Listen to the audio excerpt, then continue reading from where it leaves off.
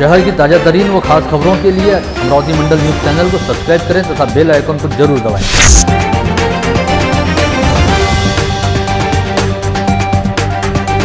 नमस्कार, दैनिक अमरावती मंडल के मंडल news bulletin में आप सभी का स्वागत है।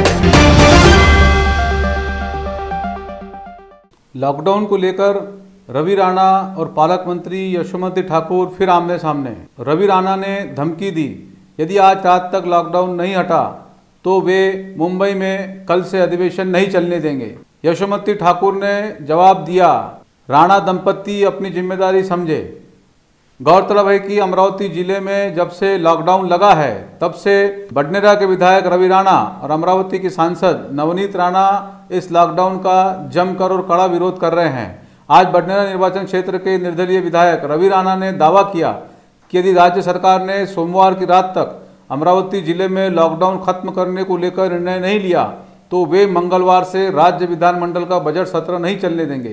विधायक राणा के मुताबिक उन्होंने इस संदर्भ में सोमवार की दोपहर राज्य के मुख्यमंत्री उद्धव ठाकरे से मुलाकात कर कहा कि अमरावती जिले में सोमवार की रात तक लॉकडाउन को हटा दिया जाना चाहिए। साथ ही उन्होंने यह भी दावा किया कि उन्हें सीएम ठाकरे इस बारे में सोमवार की शाम तक सकारात्मक निर्णय लेने का आश्वासन दे रहे हैं। विधायक राणा के मुताबिक उन्होंने सीएम ठाकरे से बताया कि अमरावती जिले में कोरोना संक्रमितों की संख्या में बेतहाशा वृद्धि हो रही है, जिसकी वजह से इस समय अमरावती जिले में कोविड पेशेंट्स को भर्ती करने के लिए अस्पतालों में बेड और जगह उपलब्ध नहीं है। साथ ही फर्जी तरीके से कोरोना संक्रमितों के आंकड़े बढ़ाए जा रहे हैं, जिसको आधार मानते हुए अमरावती जिले में लॉकडाउन लागू किया गया है। व्यापारी वर्ग बेहद परेशान हो गया है। ऐसे में सरकार ने प्रशासन की मनमानी को तुरंत रोकना चाहिए और लॉकडाउन को तत्काल प्रभाव से खारिज किया जाना चाहिए। रवि राणा ने यह भी चेतावनी दी कि यदि ऐसा नहीं होता है तो वे मंगलवार से राज्य सरकार का बजट सत्र नहीं चलने देंगे। अमरावतीची सगळी परिस्थिती सांगितलेली आहे। अचानक अमरावतीच्या पालकमंत्र्यांनी लॉकडाऊनची घोषणा केली।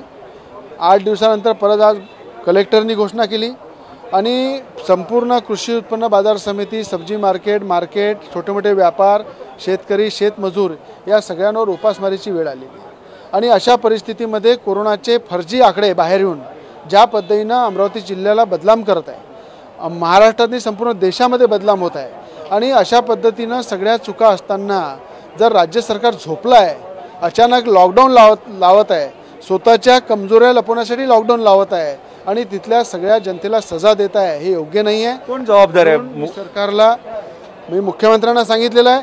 आरोग्य यंत्रणा अत्यंत ठंडी आहे, तिथल्या प्रशासकीय बाब बिलकुल दुर्लक्ष करत आहे। तिथे कुठेही बेड लोकांना मिळत नाही आहे, हॉस्पिटलमध्ये सुविधा नाही आहे, त्या ठिकाणी मुख्यमंत्री सहायता निधी तुम्ही बंद करून ठेवलेला आहे। अशा परिस्थितीमध्ये कोरोनाग्रस्त झालेला पेशंट हा पूर्ण अमरावतीमध्ये फिरते, पेशंट वाढवते। यासाठी त्याच्यावर काहीतरी उपाययोजना केली पाहिजे। जे फर्जी आकडे बाहेर येत आहे त्याच्यावर उपाययोजना केली पाहिजे।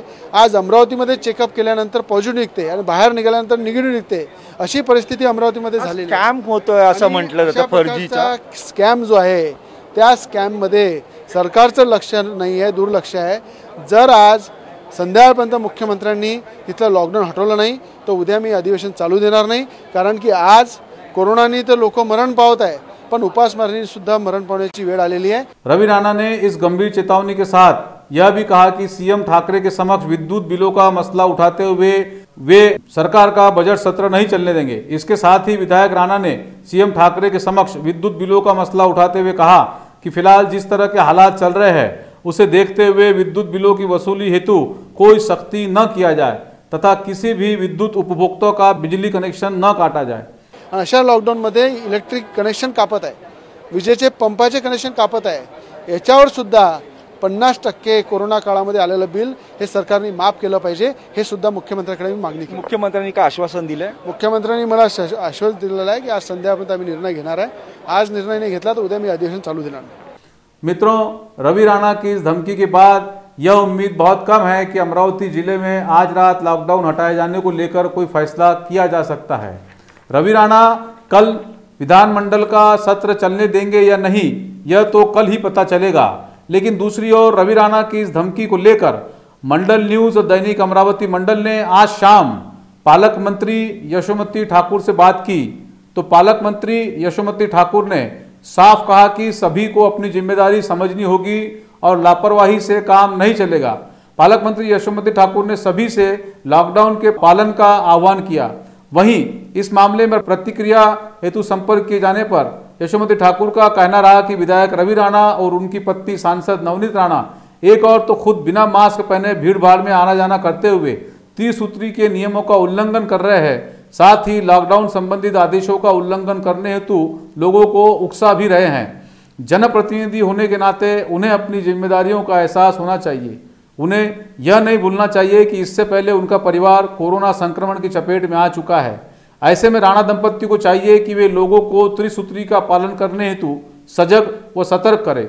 साथ ही पालक मंत्री यशोमती ठाकुर ने यह भी कहा कि आगामी 8 मार्च तक अमरावती जिले में लॉकडाउन जारी रहेगा और जो भी इसके नियमों का उल्लंघन करेगा उसके खिलाफ प्रशासन द्वारा कड़ी कार्रवाई की जाएगी।